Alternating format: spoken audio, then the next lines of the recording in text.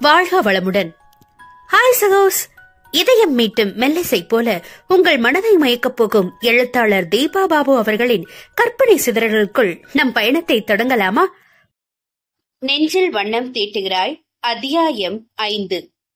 அம்மோ, அங்க பாருங்க என்று மகள் காட்டிய திசையில் திரும்பி பார்த்த கயல்விழி அங்கே திலீப் குமார் நின்றிருக்க கண்டு வியந்தாள். பள்ளி முடிந்து கிளம்பியவர்கள் காருண்யாவிற்கு சில ஸ்டேஷனரி பொருட்கள் வாங்குவதற்காக அருகில் உள்ள சூப்பர் மார்க்கெட்டுக்கு வந்திருந்தனர். இவரெங்க இங்க? திலீப் அவர்கள் கடைக்குள் நுழையும் போதே கவனித்து விட்டான். தானாக சென்று பேசுவது அதிக உரிமை எடுத்துக் கொள்வது போல் உருவகப்படுத்திவிடும் என்பதால் தாய் மகளின் நடவடிக்கைகளை கண்டும் காணாதவாறு தன் வேலையை பார்த்து கொண்டிருந்தாள். அதே நிலைதான் கயலுக்கும். அமுதன் விஷயத்தில் அவன் இவளுக்கு நியாயமாக நடந்து கொண்டதால் டிஎஸ்பி மீது அவளுக்கு நன்மதிப்பு உருவாகி இருந்தது.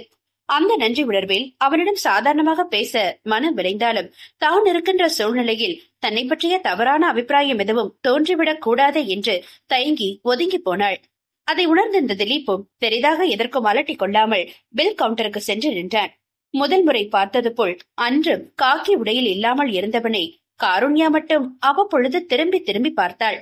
சமூகத்தில் பெரியவர்களுக்கு நிகழும் சங்கடங்கள் குறித்த விவரங்கள் எதையும் அறிந்திராத சிறுமிக்கு தங்களுக்கு உதவிய மனிதனிடம் நெருங்கி சென்று நலன் விசாரிக்க ஆசை.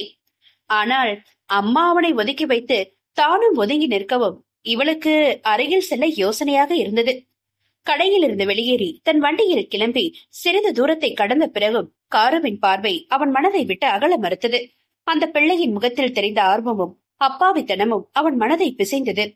அவர்களை முதல் முறை கடைவீதியில் பார்த்தது இவன் அருகில் வேக நடையிட்டு செல்வதற்குள் பதறியடித்து பறந்து சென்றவர்களைத்தான். தனது இருசக்கர வாகனத்தை இப்படி செய்துவிட்டு ஒரு மன்னிப்பு கூட கேட்காமல் செல்கிறார்களே என்று கடுப்பாகத்தான் எண்ணினான் திலீப்.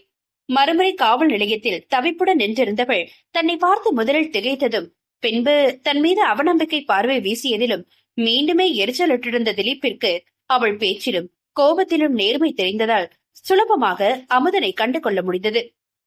அதன் தொடர்ச்சியாக அம்மாவும் மகளும் அவனை தனியாக சந்தித்து மன்னிப்பு வேண்டியதில் அவன் மனமும் உருகித்தான் போயிருந்தது. கிட்டத்தட்ட 2 மாதங்கள் கழித்து பார்க்கிறான். அவர்களிடம் பேசி பழக மனம் முந்தி தள்ளுவது கொஞ்சம் குழப்பமாக இருந்தது அவனுக்கு. ஏற்கனவே தன் பெயருக்கோ செயலுக்கோ எந்த ஒரு களங்கமும் வந்துவிடக் கூடாது என்று ரொம்பவே கவனமாக இருப்பவளுக்கு தன் அணுகுமுறையால் புதிதாக சங்கடம் எதையும் கொண்டு வர விரும்பவில்லை. அதனால் குழந்தையிடம் பேச விளைந்த மனதையும் கட்டுப்படுத்தி அவளின் வருத்த பார்வையிலிருந்து வெளிவராமல் தனக்குள் புலம்பி தவித்துக் கொண்டிருக்கிறான் திலீப். காலிங் பெல் ஓசையில் செய்யும் வேலையை விட்டுவிட்டு சென்று வாசலை எட்டி பார்த்த கையில் வித்யாவின் கையில் தன் குழந்தையுடன் நிற்க கண்டு உற்சாகமானாள். வேகமாக கதவை திறந்தவள், ஹே குட்டு பையா, அதக்கிட்ட வாங்க வாங்க என்ற தோழியின் மகனை கைகளில் அள்ளிக் கொண்டாள். சோர்வுடன் போய் நாற்காலியில் தொப்பென்று விழுந்த வித்யா, கொஞ்சம் தண்ணி கொடுரே என்றாள். நான் எடுத்துட்டு வர அத்த என்ற காரு சமையலறை விரைய புன்னகையுடன் அவளை பார்த்தவள் பின் கயலிடம் திரும்பி, சாயந்தரம் வந்து அழைச்சிட்டு போனா போதும்னு சொல்லியிருக்கேன், இன்னும் 3 மணி நேரம் இங்கதான் என்ற கண் சுமிட்டினாள். சிரித்த பள்ளி அவளிடம் அமர்ந்தவள், ஒரு போன் பண்ணி சொல்லிருக்கலாம்ல, சிம்பிளா தான் சமைச்ச என்றாள். எல்லாம் போதும் போ. சின்னவளிடமிருந்து பாட்டிலை வாங்கி தண்ணீரை தொண்டையில் செரித்தவள் அவள் கையை பற்றி தன் மடியில் அமர்த்தி கொண்டு, இவன் அத்தை வீடு அடுத்த வாரம் கிரகப்பிரவேசம் பண்றாங்க, அதுக்கு வேணுங்கிற சீர் சாமான்லாம் வாங்க கடைக்கு போயிருந்தோம், எல்லாம் முடிச்சு நேரா இங்க கொண்டு வந்து விடணும்னு அவர்கிட்ட வீட்லயே ஸ்ட்ரிக்டா சொல்லிட்டேன் என விவரம் தந்தாள் வித்யா. ஓ, எப்படி சமைச்சாரு? 1000 மறுப்புகள் வந்திருக்குமே என கேலியாக விசாரித்தாள் கயல்விழி. ஆமா, நீ அன்னைக்கு ஸ்டேஷன் வர பிரச்சனையை இழுத்து விடவும் வீட்டுல எல்லாரும் சாமி ஆடிட்டாங்க. நான் எதுவும் கண்டுக்கல, அமைதியா இருந்துட்டேன். அதனாலதான் என் பொறுமைக்கு பரிசா அழுத்துக்கிட்டாலும் ரொம்ப நாள் ஆயிடுச்சேன்னு அமைதியா விட்டுட்டு போறாரு என்றவள் உதட்டை சுழிக்க, சும்மா சலிச்சுக்காதரே, நீயும் அப்படித்தான் பண்ற. இருக்கிற சூழ்நிலையும் பிரச்சனையும் புரிஞ்சுக்காம எதுலயும் சாதுரியமா பேசி கொஞ்சம் சுமூகமா நடந்துக்கலாம்ல. அப்படிலாம் பண்ணாம அப்படியே சண்டைக்கு போற.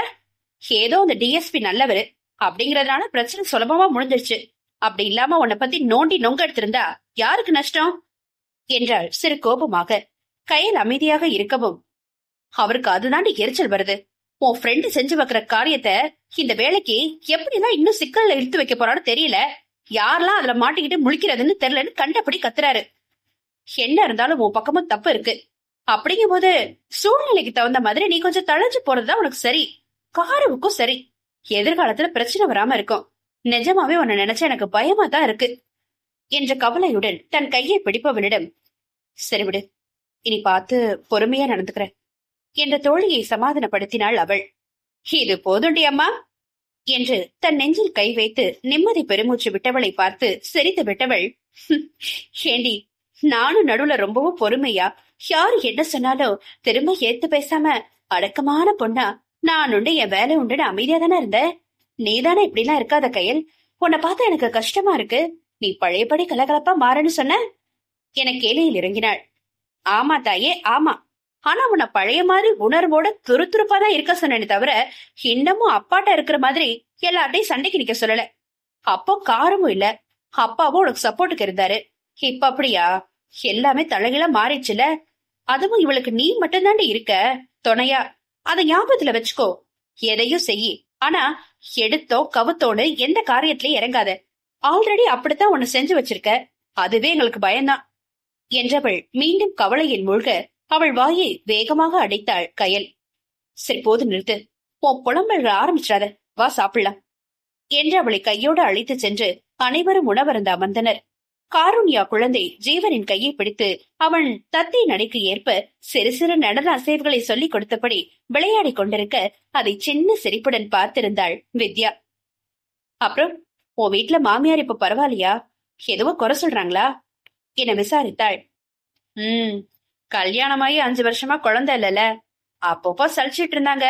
ஏதோ ராகுல் எனக்கு முழு ஆதரவா இருக்கமோ அந்த நேரத்தை எப்படியோ சமாளிச்சு கடந்து வந்துட்டேன். இப்போ ஒன்னும் பெருசா பிரச்சனை இல்ல. என்ன, அவர் குணத்துக்குரிய முணுமுணுப்பு மட்டும் மாறவே இல்ல. அத நான் கண்டுக்க மாட்டேன். என் மேல ராகுல் வச்சிருக்க அன்புக்காக அவங்க அம்மாவை அனுசரிச்சு போயிட்டு இருக்கேன் என்று புன்னகைத்தாள். நீ ரொம்பவே மாறிட்டடி. முன்னாடி இருந்தது போல வேகம் படப்படப்பு எல்லாமே உன்கிட்ட எதுவுமே இல்ல. எவ்வளவு பொறுமையா நடந்துக்கிற, பேசுற என்று ஆச்சரியப்பட்டாள் கயல் பள்ளீர் முகத்துடன். நம்ம உண்மையா நேசிக்கிறவங்களுக்காக கொஞ்சம் விட்டு கொடுத்து போறதுல தப்பு இல்ல அப்படிங்கறத என்னோட அனுபவ பாடம். அவங்க அம்மாவையும் பேலன்ஸ் செஞ்சுக்கிட்டு ராகுல் என்கிட்ட காட்டுற அந்த காதல் எல்லாம் தானா வந்துருதுடி என்று இதழ்கள் மலர கணவனி நினைவில் ஆசையுடன் பேசினாள் வித்யா. தோழியை பார்த்து பொறாமைப்படவில்லை என்றாலும் தன்னை தோளில் தாங்கிக் கொள்ள யாருமற்ற தனிமை துயர் நீண்டு கிடக்கின்ற வாழ்நாளின் மீதி இருக்கின்ற எதிர்காலத்தையும் இப்படியே தான் நாம் தனியாக கடக்க நேரிடுமோ என்ற கவலை எல்லாம் சேர்ந்து பெண்ணின் மனதில் பெரும் ஏக்கத்தை விதைத்தது.